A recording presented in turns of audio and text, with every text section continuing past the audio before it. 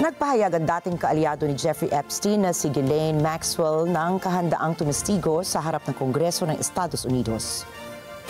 Sa kanyang liham sa Republican House Oversight Chair na si James Comer, sinabi ni Maxwell na handa siyang humarap sa congressional hearing. Hiniling rin niya ang kondisyon na ito ay gawin sa pamamagitan ng video conference mula sa kulungan.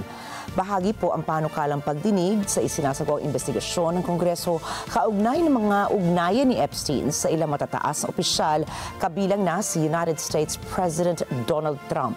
Ayon sa mga ulat, binanggit ni Maxwell na siya ay maaari makapagbigay liwanag sa ilang issue, subalit hindi binanggit kung ano ang eksaktong saklaw ng kanyang mga magiging pahayag. Dagdag pa niya, sinabi niya na siya ay biktima umano ng trial by media at hindi umano naging patas ang paglilitis sa kanya. Sa ngayon, wala pang pinal na desisyon mula sa Kongreso kung kailan o kung papayagan ang ganitong uri ng testimonya.